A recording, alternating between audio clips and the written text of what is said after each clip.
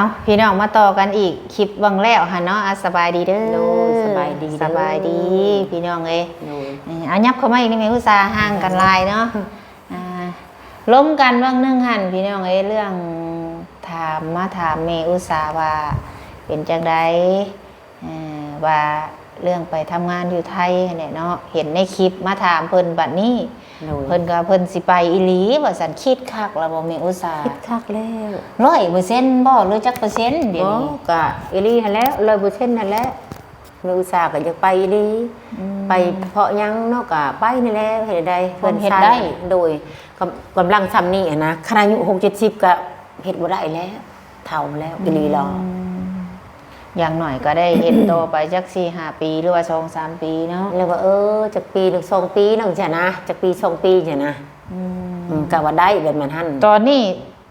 จักปีแท้จ้ะ40ปลายยังบ่ฮอดได้ปลายมันนั่นปลายหั่นคันหันเนาะในหัน42ในสมโนเด้แม่นเพิ่นเฮ็ดน้อยเพิ่นเฮ็ดน้อยอันนั้นแต่ว่าอายุหันมัน45แล้วโอ้จังซั่นคันได้เปลี่ยนสมโนบัดนี้ก็ใช้15ใช้45บัดนี้ค่ะตัวเก่าหั่นแหละเขาก็ต้องเบิ่งหลังเก่าตัวเก่าหั่นแหละโอ้บ่ได้เลยจังมันเป็นอันนั้นเนาะข่อยสิถามเจ้าอีก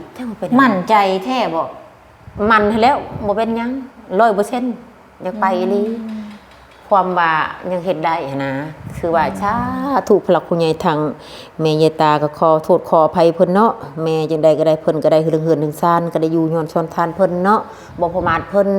โดยก็สาธุแม่ผู้ขานี่ก็อยากไปนี่แหละผมเฮ็ดได้ปัดเฒ่าแก่ไปแล้วก็แฮงสิเฮ็ดหายังได้แม่บุญขอโทษขออภัยเพิ่นขอโทษขออภัยเพิ่นที่ว่าอยากไปแม่จังใดก็ได้เฮ็ดได้อยากหาด้วยตนเองนะนี่ท่านแม่บุญช่วยมากอะไรได้อะไรจังไปช่วยมากอะลายแล้ว4 ปีนี้แล้วแต่ปัจจุบันฮอดมื้อนี้นะฮอดปีนี้3 ปี4 ปีนี้แล้ววะ2 ปี3 ปีนี้เนาะ2 ปีไป3 ปีนี้บ่แต่บ่เตียงเด้แต่ก่อนพูดแต่ก่อนพูดได้4 ปีนี้แล้วไปปัจจุบันนี้ค่าเฮือนหลังนี่2 ปีโดย2 ปีเดือน6ปีกายกับเดือน6ปีนี้เด้อันนี้ถึง2 ปีได้เด้กับพอมาเพิ่นอย่างใดก็ได้ทางใดก็ได้ก็ขอโทษขออภัยได้แม่เด้อจุกจุกคนอย่างใดก็ได้ผู้ขานี่ก็ได้อยากไปหั่นนะอย่างใดก็เฮ็ดได้เพื่อนชานก็บ่ประมาทเนาะก็ได้อยู่นำเพิ่นอย่างใดก็อยากไปหาด้วยตนเองนะแม่บุญซั่นนะพอได้แน่ในทงในไทยหั่นนะก็เข้าใจเอาเองหั่นนะเฮาเพิ่นก็เพิ่งมาหลายแล้วสาธุแม่จังใดผู้ขานี่เด้อแม่ขอโทษขออภัยแม่ยังใดก็ได้ผู้ขานี่ก็อยากไปผู้เช่นอีลีแหละ100%อีลีแหละความจริงอีลีแม่ไปนี่แหละไปหานี่เฮ็ดได้ไปก็ไปแล้วก็ไปมาเนาะโดยก็ไปมาแล้วมาต่อบัตรแล้วก็มาอีกค่ะเด้มาแล้วก็ไปต่อได้มาต่ออยู่พี่นี่คือเขาเว้านะคันสมมุติไปเนาะคันว่าตกลงไปหรือว่าเฮ็ดบัตรนี่เฮ็ดก็คือเฮ็ดได้บ่แม่นว่าเฮ็ดแล้วผัดปีนบ่ได้ได้แม่อุตส่าห์บ่เป็นคนแบบนั้นบ่เป็นคนแบบนั้นแบบว่าตัดสินใจแล้วนะบ่เป็นคนแบบอันนี้เนาะบางหันเฮาได้คุยกับทางผู้ที่เพิ่นสิเป็นนายจ้างหรือว่าเพิ่นก็เป็นนั่น FC ทั้งสบุญและสบุญก็ฮู้จักเพิ่นเนาะเพิ่นก็เคยให้สบุญเป็นสะพานบุญให้มันแม่นเว้าเนาะก็ลืมเว้าแม่อุตส่าห์ก็บ่ให้ติบ่ให้เตียนเจ้าแม่บุญทุกคนทางใดก็แล้วแต่ก็ขอโทษขออภัยด้วยแม่เด้อผู้หลักผู้ใหญ่นี่สิเป็นทางใดก็แล้วแต่สำหรับผู้ขาแม่อุตสาห์อยากไปเองอย่างใดก็บ่ให้ติเพิ่นบ่ให้ติชาวบุญนี่นะอย่างใดก็นะเป็นน้องเป็นนุ่งจังซั่นจะไปก็ขอโทษขออภัยแหละว่าเป็นหยังไปนี่แหละเฮ็ดได้แม่อุตสาห์ก็ได้อยากไปเองที่เพิ่นอยากให้เจ้าไปเนาะความอีตนสงสารแม่อุตสาห์เพิ่นว่าคันว่าเฮือนเพิ่นซ้ำนั่นน่ะเพิ่นบ่จ้างคนก็ได้ที่เพิ่นอยากเอาเจ้าไปคือหยังคืออีตนเจ้าอยากให้เจ้าพอได้มีงานเฮ็ดนะโดยคือเพิ่นว่าอะไรอยากให้เจ้ามีงานเฮ็ดแลพอได้ว่ามีกินมีอยู่โดยเข้าใจแม่บุญอยากให้เฮ็ดการเฮ็ดงานก็เพิ่นได้แล้วอยากมาก็อีกอย่างมันก็บ่ได้ไกลเนาะมันอยู่หนองบัวลำพูพี่น้องผู้ใดมีFC ทั้งหนองบัวลำพูถ้าเป็น FC สบุญก็คอมเมนต์มาให้กำลังใจในเด้อที่สบุญมาแบบนี้ก็เพื่อทั้งครอบครัวแม่อุตสาห์เองเพื่อว่าอยากให้เรามีเวียกเฮ็ดเพื่ออยากให้มีกินมีอยู่เนาะผู้ใหญ่เพิ่นช่วยมากกับแม่นอยู่ทุกคนมันก็ต้องหาทุกคนคันเฮาเพิ่นเฮ็ดให้แล้วเฮาบ่เฮ็ดบ่หามันก็บ่มีกิน เฮาสิอาศัยแต่เพิ่นสิ้นเดือนมาเพิ่นมาส่งนั่นส่งนี่ให้บัดผู้เว้าก็มีได้มื้อนี้เฮ็ดให้แล้วบัดบ่เฮ็ดบ่หาซังถ้ากินน้ำเพิ่นคือเก่าก็มีอีกได้นี่อุตส่าห์เอ้ยคนเฮาน่ะเพราะว่าอันหยังเพิ่นจึงบอกว่าบ่ให้ไปใส่ใจกับคำคนต้องไปคิดหยังว่า มันต้องมีคำติคำชมเฮาสิไปห้ามว่าบ่ให้ผู้นั้นมาด่าเฮาบ่ให้ผู้นี้เว้าเฮามันห้ามบ่ได้ก็แล้วแต่เพิ่นเนาะถ้าว่าจังใดก็แล้วแต่เพิ่นว่าเพิ่นอยากเว้าแนวใดก็ตามแต่เพิ่นเจ้าบ่ต้องไปใส่ใจถ้าเฮามั่นใจว่าเฮาสิไปอีหลีเนาะข่อยก็ใช้ข่อยอยากขอเบิ่งอันสัมมโนเจ้าแหวงมาเบิ่งดูให้เราเบิ่งสัมมโนก่อนพี่น้องเอ้ยเนาะว่าเป็นจังไดหั่นนะทาง FC ก็ทางสกุลก็เข้าใจแล้วพี่น้องให้เราไปหาสัมมโนตัวเลขแล้วเบิ่งก่อนพี่น้องแล้วสัมมโนตัวเลขบัตรประชาชนเจ้าได้มีอยู่บ่บ่บ่ได้มีเฮ็ดใจนี้เพิ่นเฮ็ดใช่เองบ่ปีเกิดหรือว่าเจ้าบอกเพิ่นนะนี่เกิด1983บ้านโอ้ยังขึ้นกับบ้านดงนาคำอยู่โดยยังบ่ทันเบิดบ่นี่ยังเฮ็ดปี2024หาก็ได้2ปีนี้โดยเจ้าเฮ็ดปีเจ้าย้ายมาอยู่นี่เด้โดยแม่นแต่ว่าแม่นแล้วก็ผู้ใหญ่เพิ่นนั่นแหละผู้ใหญ่เพิ่นย้ายให้เจ้าอย่าให้มันเหี่ยเด้อเจ้าต้องไว้คันว่าขึ้นกับบ้านนี่ก็800,000คือกัน800,000เพิ่นบอกมาแล้วมีเงินมีคำเลยเจ้าย้ายมาโลดมันจังสบายเจ้าขึ้นกับบ้านพ้นสิมเด้สบายให้แล้วเพราะว่าเฮือนก็ซ่านก็อยู่พี่แล้วแม่นบัดเจ้าได้เงินเจ้ามาเฮ็ดเด้อ800,000ก็มีแต่1,000 กว่าบาทใส่จิมมี่คือบ่เห็นมีฮู้บ่คุกกี้อันนี้ค่ะบ่คุกกี้มันออกเด้มันออกตอนใดบ่พี่น้องนี่เด้สัมมโนตัวเลขเราลูกคุกกหั่นคุกกี้จิมมี่จะมั่มเฮ็ดได้จิมมี่จะมั่มมาเด้มั่นใจเนาะมั่นใจบ่เป็นหยังบ่เป็นหยังมั่นใจสิไปแท้ถ้าบ่เป็นหยังก็บ่ได้คิดว่ามื้อหน้าเปลี่ยนใจอีกแน่แต่วางหันแล้วบ่เทถามก็ยังใช้ใจเท่าเดี๋ยวนี้ฉันเจ้าเข้าใจเนาะทางเงิน FC เพิ่นเข้ามาเนาะเข้าใจบ่เป็นหยังเงินเดือนนี่เพิ่นใส่เรา 9,000 ก่อนเพราะหยังเพราะกินอยู่น้ำเพิ่นเบิดเพิ่นบอกว่าคันสิไปอีหลีก็ให้ไปได้คันว่าอยากคิดฮอดลูกเนาะคันว่าเจ้าอยู่ได้สิเจ้าบอกว่าโอ้เป็นตาอยู่แล้วนี่ก็เจ้าอยากเอามาเอาลูกไปอยู่น้ำก็ได้เลยให้เขาองเฮียนอยู่พุ่นก็ได้แล้วว่าคันเจ้าบ่อยากเอาลูกไปเนาะสิ้นเดือนละเอามาต่อ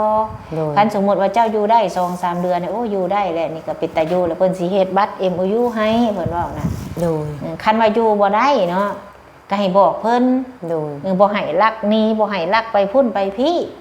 บ่แม่นว่าโอ้ยบ่พอใจแล้วเจ้าไปโลดน่ะบ่ให้เฮ็ดเพิ่นบ่เคยแบบนั้นคันว่าโอ้ยเป็นคนอยู่บ่ได้แล้วลูกเอ้ยเพิ่นสิมีลูกชายและลูกไผ่และหลานน้อย2 คนแต่คนนึงน่ะไปโรงเรียนคนนึงน่ะหากะคลอดนี้คนนึงน่ะมีแต่เจ้าไปเป็นหมู่เราเพราะว่าเราอยู่เฮือนผู้เดียวเวลาผัวไปเฮ็ดเวียกสินะโดยคือเข้าใจเนาะเข้าใจแล้วคุยกับผู้ใหญ่บ่ฮู้เงินเดือนได้เงินเดือนน่ะเพิ่นให้ 9,000 พี่น้อง 9,000 ก็คันมาตีเป็นเงินบ้านเฮาก็6 ล้านนู่นแหละพี่น้องเนาะไล่ไปจังซี่แล้วก็ได้หลายเติบอยู่เพิ่นก็เบิ่งเฮาเฮ็ดงานเฮ็ดการแล้วอยากเอาเจ้าไปคือหยังคือเพิ่นเว้านั่นแหละบ่ได้วางว่าอยากเอาไปยังเจ้าตื่นมาเจ้าก็เฮ็ดของเจ้าบ่แรกๆเฮาบ่ทันเข้าใจเนาะก็ถามบ่ให้นักปากนักคอเพิ่นว่าถามมาแล้วแม่อุตส่าห์ก็มักถามอยู่นั่นแหละเพิ่นเห็นเจ้าดูมันแล้วว่าเบิ่งเจ้ามาแล้วเพิ่นก็เลยว่าสิเอาเราไปเฮ็ดอยากไปเฮ็ดงานเฮ็ดการสินะเอาจังซี่จ้ะพี่น้องเขาเจ้าตกลงสิได้บ่ให้เปลี่ยนคำเด้บ่ได้เปลี่ยนแม่บุญเนาะบ่เปลี่ยนเป็นคนแบบอยากไปถือว่าอยากไปอะนะคันบ่อยากไปวุ่นวายทางใดก็จบจังนะฉันได้เป็นคนนั้นบัดไปแล้วถือชูชนได้ถือบ่ดีมาแล้วบ่ให้ติข่อยได้บาดนี้บ่ให้ติเจ้าตัดสินใจเองได้นี่โดยบ่เป็นหยังบ่ให้ติเจ้าบ่ให้ติเลยอีกอย่างข่อยก็เพราะว่าเฮาก็บ่ได้อยู่กับเพิ่นทางนั้นนะเฮามีแต่คุยทางโทรศัพท์เฮาก็บ่ฮู้ว่าเพิ่นเป็นจังได๋เนาะมีแต่ซุมเจ้าคุยกัน2 คนแบบว่าออกสื่อกลางให้ทุกคนได้ฮู้แหละเพิ่นคุยกับเราแหละแล้วตัดสินใจเลยตกลงสิไปโดยคันตกลงสิไปแล้วเอาแนวนี้เนาะพี่น้องเนาะทางเฮาก็สิเฮ็ดบัตรให้เจ้าโดยเฮ็ดพาสปอร์ตให้เจ้าและเฮ็ดนี่สิบ่ได้เฮ็ดด่วน เฮ็ดธรรมดาเพื่อว่าให้โอกาสเจ้าอยู่กับลูกกับเต้าบอกลูกเต้านะ อยู่กับลูกกับเต่าอีก คันเฮ็ดด่วนมันก็ ทำบ่ ต้อง เป็น ใช้เงิน5,000 โดย คือจะว่าคันเฮาเฮ็ดธรรมดาเฮาเอาธรรมดาเพื่อเจ้าเฮ็ดไปก็อยู่น้ำเพื่อนน้ำซ่านไปก่อน แม่อุตสาก็ยังไปถามก่อนเลยเด้ ให้ถามตั้งเทื่อเพื่อโอกาสของเจ้าเนาะหรือว่าเจ้าอยากถามทางผู้ใหญ่ที่เพิ่นช่วยมาหรือถามทั้งบ่แซนก็ได้ว่าถามผู้ใหญ่ให้เด้อข่อยนี่ตัดสินใจอยากไปทำงานแล้วว่า กับโบแมนชิวันนี้ปะเฮือนปะชานเนาะไม่บุญเนาะก็เป็นเฮือนไม่อุตสาคือเก่าลูกก็ยังอยู่นี้หนนะสิไปใช้แม่ทุกท่านแหละต้องเข้าใจชุด แม่ ทุก บุ ค ญ นนะ มันยั่วเอาแม่อุตสาห์ไปบ่อันนี้บ่แม่น ได ได ให้เว้าแบบนั้นบ่ให้ติบ่ให้เตียนเจ้านะ เฮามาถามเราอันนี้คันเราตกลงเลยก็สิเฮ็ดบัตรให้ โดย ข่อยเพราะว่าสิเฮ็ดบัตรให้แม่อุตสาห์แต่ว่าข่อยยังเดี๋ยวข่อยยังบ่ฮู้ว่าสิเฮ็ดมื้อใดเดี๋ยวมื้อนี้น่ะข่อยมาแจ้งไว้ โดย สิผู้ใหญ่เพิ่นสิเฮ็ดบัตรให้เจ้า โดย คันไปแล้วอยู่บ่ได้ก็ให้บอกเพิ่น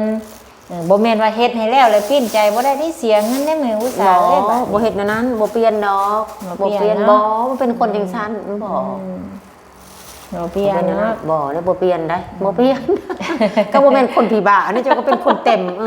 เต็มร้อยอยู่เด้อ บ่ได้บัตรมาลูกโอ๊ยอย่าบุญเอ้ยบ่ไป มันแม่นมันแม่นจังซั่นว่าเฮ็ดบัตรแล้วเอ้าออกแล้วเรียบร้อยบ่ไปฉันบ่เป็นอันนั้นบ่เฮ็ดแบบนั้นบ่ได้ต้องแบบความจริงหั่นนะจังได๋ความจริงได้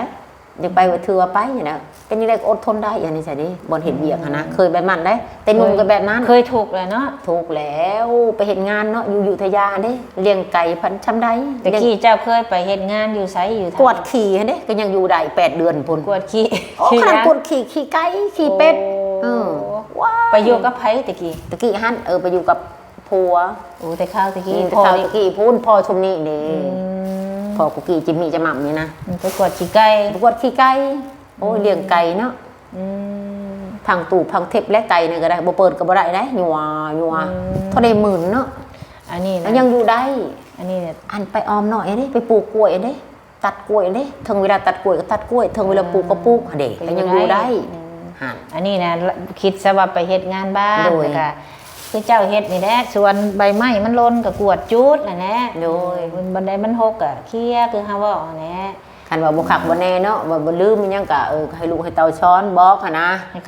ก็บ่ได้หายดอ ถาก มเขาลูกเอ้ย บ่ เพ ได้ ราะว่า หายดอก ลูกไผ่เพิ่นนี่ฆ่าหลาน โดย ลูกไผ่เพิ่นนี่ฆ่าหลานและเพิ่นน่ะใส่ว่าเวลาเราไปหันไปนี่แม่เบิ่งลูกให้เฮานี่เด้อ โดย เขาน้ำจำปาก็คือสิแล้วเว้านี่ โดย โทรมาหั่นแหละ เข้าใจแม่บุญเด้อ เอาพี่น้องเนาะอันนี้ก็สิเฮ็ดบัตรให้แม่อุตสาสิเฮ็ดบัตรให้เพิ่นสิเฮ็ดบัตรให้แล้วก็ล้มกับทางผู้ใหญ่เพิ่นเนาะตกลงว่าเฮ็ดบัตรให้เจ้าเด้อหรือว่าจังใดก็คันพวมท่านได้เฮ็ดนี่ก็ตัดสินใจได้ก็โทรบอกได้โอ้ยแม่บุญเอ้ย บ่ ข่อยเศร้าไปแล้วก็สิบ่ได้เฮ็ด บ่ อันนี้มาแจ้งไว้เพื่อว่า โดย ให้ โดย เจ้าคิดว่าบ่เป็นหยังไปคือเก่าหมดแล้ว ตอนใดก็แล้วแต่เขาเราถ่าอยู่เนาะเราถ่าไว้คือเก่าคือเก่าบ่เทเว้าแต่เฮิงก็ยังจำนำอยู่หั่นแหละแต่บ่มีพยูนเฮือนบ่เทเอ้ยอย่าเด้มื้อใดก็ได้โอ้อยากไปเด้ลูกอยากไปเด้เด้ ดีใจว่าบัดนี้ ดีใจแล้ว ดี จ้า ใจ ถูกให้คอได้ไปเด้ออยากไปเด้แม่บุญเอ้ยหลังมือก็บ่ได้มีหยังกินได้ กินแต่ละใหม่ก็มื้อเนาะต้องไปแก่พื้นเด้ไปจำแซ่เกลือหั่นไปจำแซ่สดได้ลูกเอามาเด้ทั้งขนาดนั้นไดเงินน่ะมันหมดไวได้เงินสันเฮ็ดทานน่ะเด้ หาง่ายใส่ยากหายากใส่ง่ายเนาะ ก็แม่ว่าอู้ก็ว่าตายเลยแบบนี้ไปหาหน่อใหม่ก็ได้แต่ไปหานั่นนี่ก็พอจะมันนะพอได้กิน หักแต่ว่าเขานี่สิ้นเดือนในเพิ่นมาให้ เขานี่บางเทื่อก็คือว่าเดือนนี้นะบ่ประมาทเพิ่นเนาะเดือนหลังนี้2 เทื่อ โอ้ อันนี้บ่ประมาทเพิ่นแม่แก้วพอชุกชวันจ้าถูกแม่แล้วก็แม่ยายตาแม่ยายตาเด้ก็เทื่อนึงต้นเดือนเทื่อนึงปลายเดือนเทื่อนึงมาเด้ เอาเด้อพ่อแม่เอ้ยเนาะ ก็บ่ประมาทเพิ่น โดย ก็สา อันนี้ ถูกแม่เอ้ย โดยทางสมุนการขอโทษขออภัยเนาะ ดีมีแฮง พี่มา ตอนเราแม่อุตสาห์อยากไปนี่ก็ขอโทษขออภัยเพิ่นเนาะแม่เนาะที่เพิ่นชดช่วยเขามาอย่างทุกชิ้นทุกอย่างนะแม่บุญเรื่องเฮือนเรื่องซ่านนะบ่ประมาทเพิ่นจังใดก็ได้ซาถูกแม่เอ้ยจังได้บ่พานี่ก็ได้ ไปนี่เฮ็ดได้ก็เรื่องเงินเรื่องหยังเนาะจำเป็นนี่แหละเฮ็ดได้คนเฮามันหลายสิ่งหลายอย่างแหละแม่ เรียกบ้านการเมือง อันนั้นอันนี้เชียร์หันเชียร์นี่บ่อยากเว้าลูกทางนี้ก็เชียร์ภาคแล้วนะอย่างฉันอันนี้จักอันนั้นอันนี้โอ๊ยบ่อยากเว้าพอแล้ว จักคือว่าจังใด พอ เนาะ แล้วไม่อยากเว้าหลาย เอ้าตามนี่แล้วสัน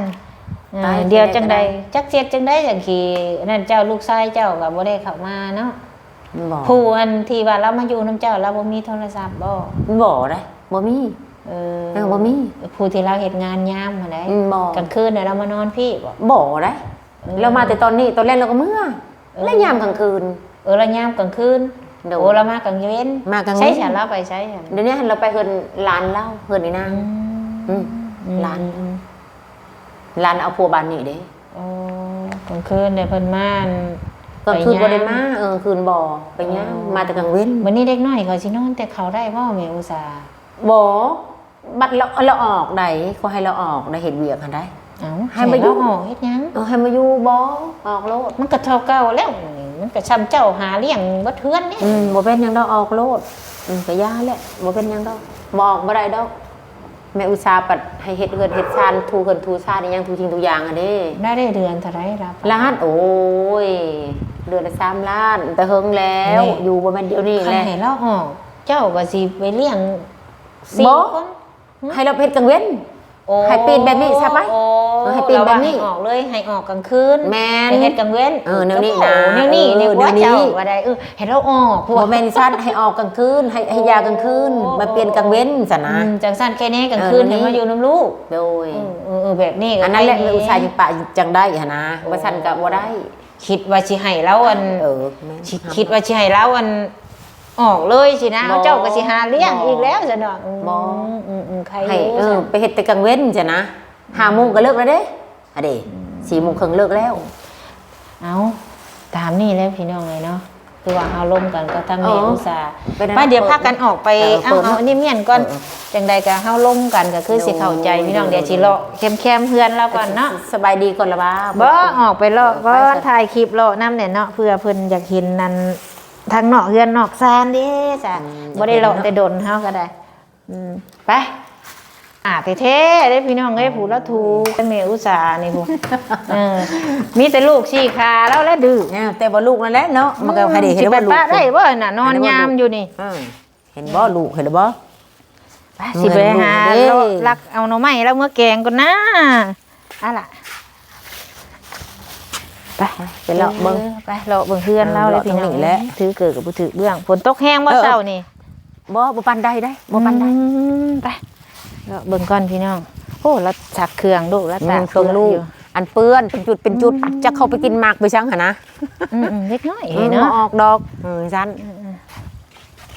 ดิอันนี้แหละ เจ้าไปนี่มันสิบ่มุนอุปุ้ยจะบ่แม่อุตส่าห์ บ่เป็นหยังดอก ฮะ บ่เป็นหยังเป็นหยังได้เด้ อย่าน่ะมันหกมันเหือเด้ผู้ต้นพุงแล้วผู้ดีพอได้ให้ลูกให้เต้ากินน่ะเด้นี่ โอ้ยเขากินไปแล้วได้20หน่วยเลยมันเลย ได้20หน่วย บ่แต่พี่ได้เต็มเลยแม่บุญแต่พี่ไผก็เห็นหมดแต่พี่นี่เขาปิดหมดแล้วนี่ฮะนี่จงไว้ชุกอันเนี้ยนะกินชุก โอ้มันบ่ชุกดอกให้ บ่ กระ ชุก ตำ เนาะ โดด บ่ชุกอีแล้ว นี่เด้ เด้เด้เอ้ยแทงน้ำแทงในนี่ ทางน้ำก็แม่นบ่เพิ่นซื้อให้ เพิ่นหมดแหละ นี่เด้ต้นกล้วยแล้วก็ เด้ ได้ มากล้วยเด้มาหุงน้อยเด้หากระปูกขึ้นเด้ เด็กกำลังแตกกล้วยกินสุกได้นี่พี่น้อง คันแม่อุตสาห์บ่อยู่ก็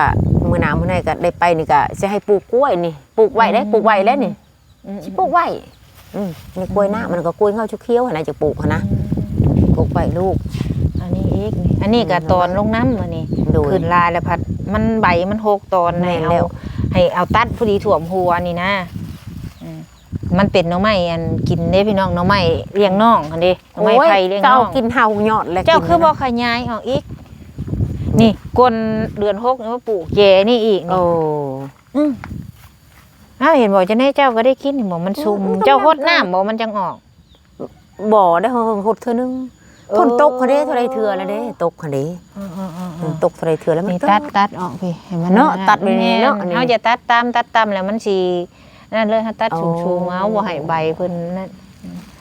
เด้แล้วก็พอได้กิน คือก้อนจังสิตัด เอ้ยเนาะพอได้เลี้ยงลูกแล้วก็ได้ให้ได้ปลอปลาเล่ จังว่า มันดินอันนี้ปลูกมันเป็นตาออกเนาะเอออุตสาห์เนาะ อ๋อดินขี้ดินทรายเด้นี่เด้อ่อนๆนี่ขี้ดินนั่นน่ะ คือดินคักได้พี่น้องเลยอยู่แถวนี้บ่ได้มาแต่ดนเนี่ยเนาะ ได้โดนแล้วจะบ่เห็นหน้าเจ้า บ่มียานางว่าเพิ่น อ้าวยานาง โอ้ยอยากได้ยานางได้เฮ็ดจังได๋ทั้งได้ยานางบาดนี่ เอาบ่ เพื่อนไผอันนี้ เอาขุดน้ำลาวก็ได้ บ่ ยาก เดียวอุ้ยก็ไปเอาหม่องอื่นบ่ได้สิไป เออ เอา ก็บ่อื่นพูดอยู่พุ่นก็ได้เด้ แล้วไปหาหูดยานางมาสิแกงหน่อไม้ได้กันมาทางนี้สิ ต้นหยังต้นดอกแค่ ดอกแค่นี่ฮะตัดปลายมันให้มันนั่นต่ำลงเบิ่งสิไปหูดอย่านางก่อนเด้อ ฮะ เอาไปหูดอย่านาง กัน ไป กันแน่จังไปจบคลิปเข้ากัน ดิฉันบ่ แม่น เออ มาพี่พี่น้อง นี่จัน เราดีใจเลยพี่น้องเอ้ย ดีใจให้แล้ว มาแจ้งบอกไว้ให้เจ้า โดย คิดไปน้ำ โดย ตัดสินใจไปน้ำเด้อ โดย จะไหนพอจิ บ่ ว่า เป็นหยังดอก คำบะแรงมาผัดโอ้ยข่อยเศร้าไปได้ไม่วุ่นว่า บ่เป็นฉันดอกมันคนเป็นคนนั้นเนาะอายุ15ยังเพราะว่านี่เฒ่าแก่สำนีแหละ บ่เปลี่ยนดอกสิเปลี่ยนหยังอย่าไปก็ถือว่าจังไปนะ เดี๋ยวอันให้ข่อยอันสว่างเวียกข่อยพังเบิ่งมืออื่นมือฮือเด้อมือใดข่อยสินั่นเดี๋ยวข่อยสิบอกเจ้าเด้อ โดย นี่มาแจ้งบอกไว้เพื่อว่ามีไผเห็นดีน้ำเล่าบ่หนนะจังน้อย โดย เพอสิว่า โอ้ยถึงเตือผู้ที่เพิ่นนี่ให้เฮาบ่ให้ไปก็มีหันนะเบิ่งก่อนเนาะ บ่ให้ไปอีกแล้ว อีนี่ความจริงเลยว่าออกมาจะไปหั่นนะ อืม เพิ่นบ่ฮู้นำเฮาดอกหั่นนะก็ย่าว่าอีฉันจะไปต้องเข้าใจหั่นนะเอา บ่ จั ให้ ง บ่ปันใดดอกตัวนั้นหั่นนะคันว่าดีหรือชั่วก็ไปลองเบิ่งจันสิหั่นนะฉันเพิ่นมัก อยู่บ่ได้เฮาก็มา โด เนาะ ยแบบนั้นแหละ อืม บ่ให้ไปนี่บ่ได้ดอกบ่เว้าแบบนั้นหั่นนะ อืม ไปนี่แหละเฮ็ดได้ เอา ไปลอง นั่นแหละ เบิ่ง เพิ่นเห็นเจ้าดุเจ้ามัน โดย เพิ่นมาก็เลยอยากได้ไปอยู่เป็นหมู่เป็นพวกลูกแล้วเอาเนาะ โดย ทางเอื้อยเพิ่นก็ได้เพิ่นก็เลยว่าเอาอยากเอาเราไปเฮ็ดเพียงห่วงแต่รถเจ้านี่แหละ บ่เป็นหยังดอกรถก็ได้ ขึ้นไปเทิง บ่ พุ่น เป็น เนาะ ว่าขึ้นไปเทิง เพิ่นสิ ที่ ไปไว้นี่มาพวกโอ้ยรถ ยาก เสียแล้วโอ้ย บ่เป็นหยัง แฮงแล้ว ล็อกทางหน้าล็อกทางหลังนี่แหละ เพราะว่าทุกสิ่ง ใส่ ทุกอย่าง กุญแจ เพิ่น ไว้ ก็ซื้อให้แหละ โซ่ เนาะ หันบ่เป็นหยังลูกก็บอกแล้วบ่เป็นหยังดอกมันหาเงินหันมันอยากได้รถ โอ้จิมมี่เห็นบ่ บ่กุก จำ กี้ มา หัน กุกกี้ กุกกี้ อยากได้รถเป็นของเขาเอง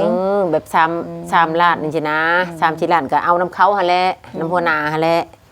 พอได้ขี่ได้แม่เอ้ยมันว่าดิฉันแต่รถเจ้านี่บ่ต้องดอก มันว่า มันว่าดิฉันเพราะว่าซ้อนมันเด้รถผู้ใหญ่ลูกเอ้ยจังได๋ก็มูลแม่หั่นนะดิฉันนะ เพิ่นให้ จังได๋ก็เพิ่นให้มาลูกเอ้ยแม่ก็ประหยัด แม่อีต้นไปหันไปนี้ยันเพพังชูจับแม่ก็ว่าจังซั่นบ่เป็นหยังแม่เฮามาเอาดอกมันวันนี้ มีเฮือนอยู่กับสาธุเลยเนาะ ไปหาเอาเองจังได๋ก็มันวันนี้รถเก่าๆก็คิวก็เอาลูกตอบแบบมันก็เข้าใจกันแล้วกับลูกก็ได้ อ้าวฮะเอาซั่นโอเค โดย เด้อแม่อุตส่าห์เด้ โด อย จังใดก็ผู้แหละมื้อใดเฮามาแล้วเฮาสิ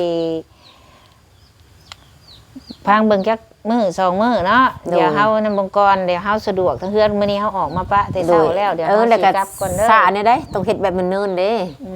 นั่นแหละ เนินและบัตรสามันต้องสาได้ แม่นก็ประมาณอาทิตย์หรือ โดย สองอาทิตย์หรือว่าอาทิตย์หนึงนี่แหละเนาะเฮาก็เดี๋ยวเบิ่งก่อนอ้าวซั่นพี่น้องเดี๋ยวคลิปนี้ทั้งใดทั้งจังใดเฮาก็ขอบคุณไปทางเอื้อยเพิ่นได้หลายเด้อเนาะที่ไว้วางใจเนาะทางเอื้อยเพิ่นก็อยากให้ทางแม่อุตสาห์ไปเฮ็ดเวียกนี่แหละขอบใจหลายๆเด้อเอื้อยเด้อเนาะก็ขอบคุณทุกคนที่เข้าเบิ่งเข้าชมถ้าผิดพลาดประการใดก็ขอโทษขออภัยเนาะคลิปนี้ก็อำลาพระจากพี่น้องเนาะพอกันในมื้อหน้าหรือว่าจังใดเฮาก็จังสิมาอีกเทื่อนึงเนาะคลิปนี้สำบายดีเด้อ สบายดี